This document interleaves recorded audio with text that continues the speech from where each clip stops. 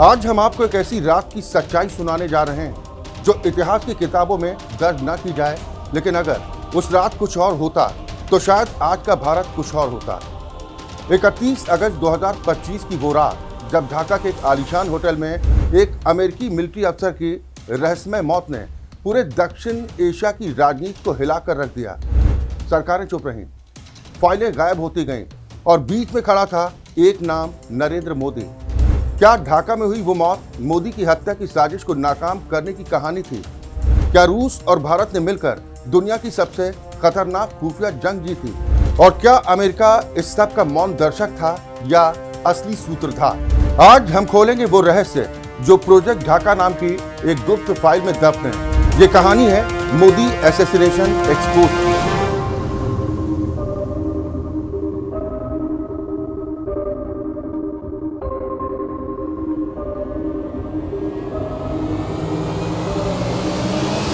ये कहानी उस रात से शुरू होती है जब दुनिया सामान्य लग रही थी, पर पर्दे के पीछे एक ऐसी साजिश पल रही थी जो अगर पूरी होती तो इतिहास की दिशा ही बदल जाती।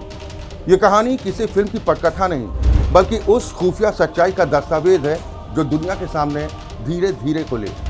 जब एक सामान्य लगने वाली मौत ने भारत की शीर्ष सुरक्षा एजेंसियों को झकझोर दिया और प्रधानमंत्री नरेंद्र मोदी पर मंडरा रहे खतरे का पर्दाफाश हुआ। अगस्त 2025 की आखिरी रात ढाका के एक आलीशान होटल के कमरे में अमेरिकी मिलिट्री ट्रेनर टेरेंस आर्वेल जैक्सन की लाश मिलती है। आधिकारिक बयान में कहा गया कि ये हार्ट अटैक है, लेकिन रॉ के विश्लेषकों को ये बयान झूठ की परत में छिपा हुआ सच लगा, क्योंकि कुछ दिनों ही पहले उसी व्यक्ति का नाम उन एनक्रिप्टेड संदेशों में मिला था जिन्हें भारतीय और रूसी खुफिया एजेंसियां मिलकर ट्रैक कर रही थी। उन संदेशों में प्रोजेक्ट ढाका और फाइनल विंडो जैसे शब्द लिखे थे और विश्लेषकों को लगा कि ये किसी ऑपरेशन का कोड हिस्सा है। उसी समय प्रधानमंत्री मोदी चीन में शंघाई कोऑपरेशन ऑर्गेनाइजेशन यानी कि एससीओ सम्मेलन में भाग लेने के लिए पहुंचे थे और ठीक वही एक और बड़ी घटना घटी। रूसी राष्ट्रपति व्लादिमीर पुतिन ने अचानक मोदी को अपने ऑरस लिमोजीन कार में बुलाया, अकेले में। ये एक ऐसा वाहन है जिसे रूस की फेडरल प्रोटेक्टिव सर्विस यानी कि चलती हुई सुरक्षा दीवार कहा जाता है।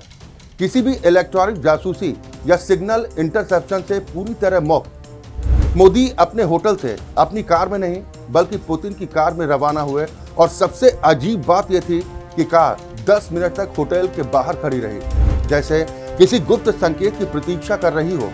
जब कार चली तो वो गंतव्य तक पहुंची, लेकिन वहां पहुंचने के बाद भी पुतिन और मोदी लगभग 45 मिनट तक उसी कार में बंद रहे। किसी भी प्रोटोकॉल के अनुसार ये असंभव था। किसी राष्ट्राध्यक्ष को इंतजार नहीं कराया जाता, लेकिन यहाँ दो विश्व नेता एक बंद कार में 45 मिनट तक रुके रहे। सवाल था, आखिर क्यों?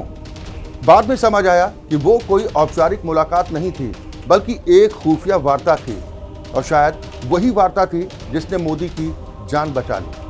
सवाल उठा, आखिर ऐसी गोपनीय बैठक की जरूरत क्यों पड़ी? जवाब कुछ ही घंटों बाद ढाका की अंधेरी रात में मिलने वाला था। दरअसल रॉ और रूस की विदेशी खुफिया सेवा एसवीआर पिछले कुछ महीनों से बांग्लादेश में विदेशी हैंडलर्स और कुछ संदिग्ध एनजीओ नेटवर्क्स पर निगरानी रखे हुए थे। उसी दौरान उन्होंने एक सिग्नल पकड़ा जिसमें दक्षिण एशिया में किसी हाई प्रोफाइल भारतीय टारगेट पर प्रिसीशन हिट की चर्चा थी। जब ये डेटा रूस पहुंचा तो एसवीआर ने इसे कैटेगरी रेड थ्रेट घोषित किया और फौरन इस बात की सूचना व्लादिमीर पुतिन को दी गई। मॉस्को से नई दिल्ली तक एक अति गोपनीय चैनल सक्रिय हुआ। पुतिन ने खुद ये जानकारी मोदी तक पहुंचाने का फैसला किया, लेकिन खुले में नहीं बल्कि अपनी लिमोजीन के साउंड शील्डेड इंटरनल चैम्बर में। उस गाड़ी में हुई बातचीत आज भी किसी फाइल में दर्ज नहीं है, लेकिन खुफिया जगत में ये माना जाता है कि वही ये तय हुआ कि भारत और रूस मिलकर इस साजिश का पर्दाफाश करेंगे। उसी शाम भारतीय रॉ के दक्षिण एशिया डेस्क ने ऑपरेशन फॉल्कन आई नाम से एक संयुक्त निगरानी मिशन शुरू किया और इसी बीच ढाका के एयर ट्रैफिक रिकॉर्ड में दर्ज हुआ कि 30 अगस्त की शाम एक चार्टर फ्लाइट बिना किसी सार्वजनिक लॉक के आई थी, जिसमें 5 लोग सवार थे, 2 अमेरिकी पासपोर्ट धारक, एक यूरोपीय सुरक्षा सलाहकार और 2 बांग्लादेशी। उनमें से एक जैक्सन भी था। क्या ये महज व्यापारिक यात्रा थी या किसी गुप्त मिशन का आवरण? रॉ और एसबीआर दोनों ने ये मान लिया कि जैक्सन शायद इस पूरे प्रोजेक्ट ढाका का ऑपरेटर था। वो खुद फील्ड में जाकर नहीं मारने वाला था, बल्कि होटल के कमरे से बैठकर किसी हमले को रिमोट से संचालित करने वाला था। लेकिन कुछ गड़बड़ हुई। शायद उसका कोड डिकोड हो गया या उसके अपने नेटवर्क ने उसे साइलेंस कर दिया ताकि कोई सबूत ना बचे। 31 अगस्त की रात जैक्सन की मौत की खबर जैसे ही फैली, ढाका के भारतीय दूतावास से इमरजेंसी सिग्नल दिल्ली पहुंचा। Target neutralise but secondary chain intact, यानी साजिश का एक हिस्सा खत्म हुआ मगर बाकी नेटवर्क अब भी सक्रिय था। उसी के बाद भारतीय और रूसी एजेंसियों ने मिलकर कई डिजिटल फाइलें एक्सट्रैक्ट की। उनमें से एक इनक्रिप्टेड ईमेल लिखा था, after the window close in Dhaka the storm will move west. विश्लेषकों ने माना कि इसका संकेत मोदी के अगले विदेश दौरे से जुड़ा था। एक और दस्तावेज में बांग्लादेशी बंदरगाह के पास 2 कंटेनरों में प्रोजेक्ट मटेरियल्स लिखे हुए बक्से पाए गए थे, जिनमें अत्याधुनिक माइक्रोड्रोन घटक और छोटे विस्फोटक ट्रिगर्स मिले। रॉ के विश्लेषकों को पता चला कि जैक्सन के कमरे से 3 सूटकेस बरामद हुए थे, जिनमें नक्शे, इलेक्ट्रॉनिक डिवाइस, उपग्रह कम्युनिकेशन गियर और किसी ऑपरेशन के ब्लूप्रिंट जैसे दस्तावेज थे। पर चौंकाने वाली बात यह थी कि यह सामान स्थानीय पुलिस को सौंपा ही नहीं गया। होटल के सीसीटीवी फुटेज गायब कर दिए गए और अमेरिकी दूतावास ने हस्तक्षेप कर सारा सामान अपने कब्जे में ले लिया। बांग्लादेश पुलिस को जांच करने तक की अनुमति नहीं दी गई। बाद में यह भी पता चला कि उसी दिन होटल के पिछले गेट से एक अज्ञात ट्रक अंदर दाखिल हुआ था। कोई एंट्री रिकॉर्ड नहीं, कोई कैमरा फुटेज नहीं। वो ट्रक कुछ घंटे बाद वापस निकला और फिर कभी नहीं मिला। यानी किसी ने सबूतों को सफाई से मिटा दिया। और यहीं से साजिश गहरी होती चली गई।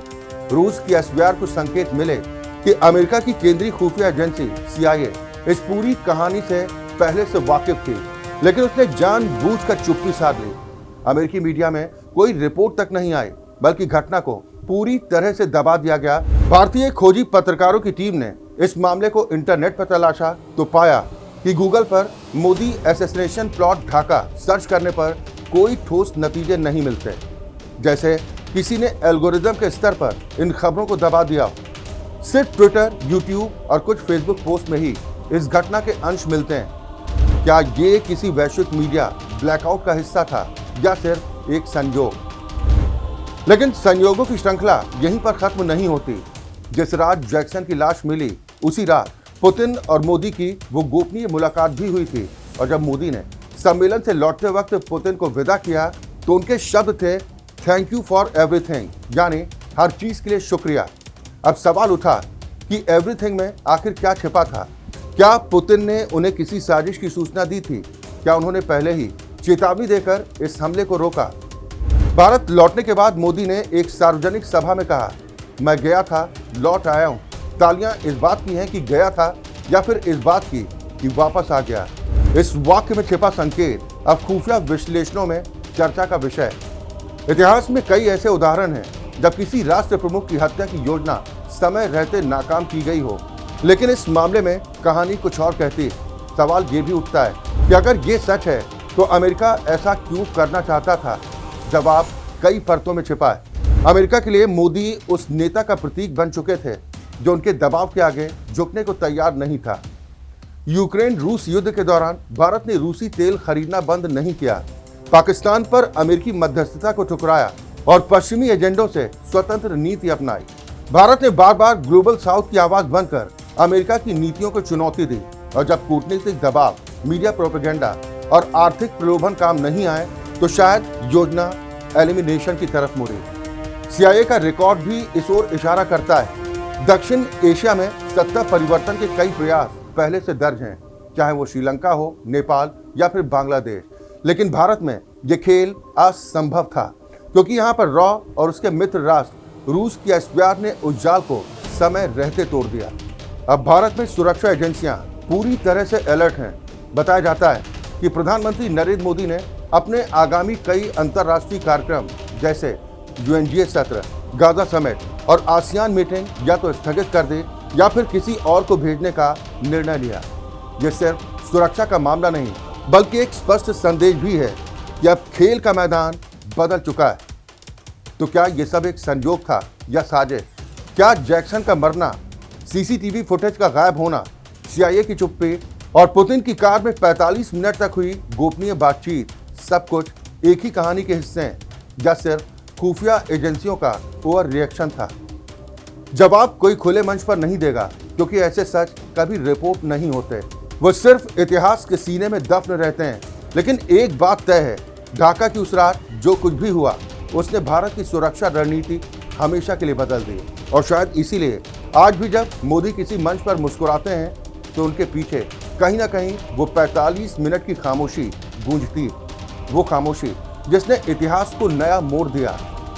इस पूरी कहानी का निष्कर्ष किसी स्पाई थ्रिलर की तरह एक और वो अंधेरा जिसमें कुछ ताकतें एशिया के राजनीतिक नेतृत्व को अस्थिर करने का सपना देख रही थी और दूसरी ओर दो पुराने मित्र भारत और रूस जिन्होंने बिना किसी औपचारिक ऐलान के एक ऐसी गुप्त लड़ाई लड़ी जिसका कोई सार्वजनिक मेडल नहीं, कोई आधिकारिक बयान नहीं, लेकिन इतिहास जानता है कि ढाका में जिस रात एक मौत हुई उसी रात एक और मौत टल गई थी।